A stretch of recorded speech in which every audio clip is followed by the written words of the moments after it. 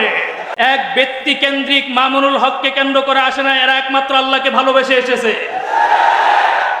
আসলে মামুন সাহেবকে আমি ভালোবাসি একটা কারণে। আর কারণটা কি জানেন?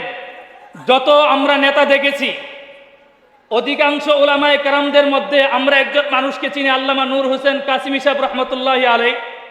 ওনার একটা বড় গুণ হচ্ছে, আমরা ছোটবেলা থেকে দেখেছি ওনার মতের বিরুদ্ধে যত মানুষ যাক, আজও পর্যন্ত তিনি মৃত্যুর আগ পর্যন্ত বাড়িধারা থেকে কারো গীবত করেন নাই। একটা বৈশিষ্ট্য আমরা এটা মামুনুল হক সাহেবের ভিতরেও পেয়েছি। হাজারো ঝড় ঝাপটা যাওয়ার পরেও আল্লামা মামুনুল হক সাহেব দামাত বারাকাতুহুম বাংলাদেশের কোন আলেমের বিরুদ্ধে কলম ধরে নাই। এই মানুষটাকে আমরা দিল থেকে মহব্বত করি, শুধু ব্যক্তিত্বের কারণে নয়। আল্লাহ 3টা বছর পরীক্ষা করেছেন এ জাতির নেতৃত্ব দেওয়ার জন্য।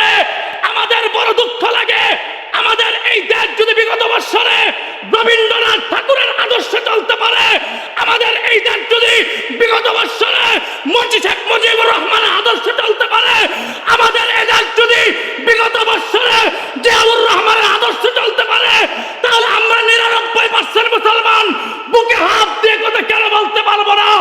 আগামী দিনে এদেশ মুসলমানদের কলিজা নয়, গোটা মানব জাতির কলিজা মুহাম্মাদের আদর্শে রাষ্ট্র পরিচালনা হবে।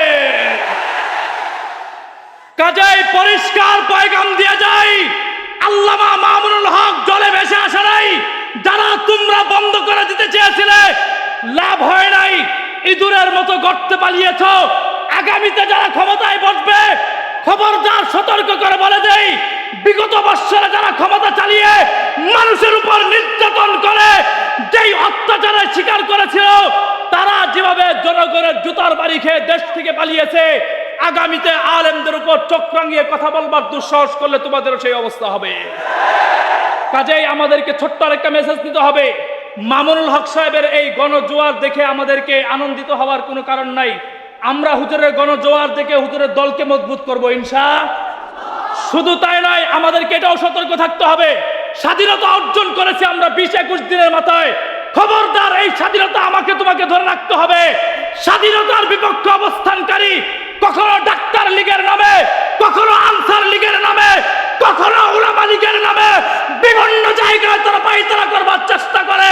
আমাদের চক্ষু শীতল রাখতে হবে, কোন বাতিল পন্থী যেন এই স্বাধীনতাকে কেড়ে নিতে না পারে। নাসরুম মিনাল্লাহ ওয়া ফাতহুন কারীব ওয়া বাশশিরিল মুমিনিন।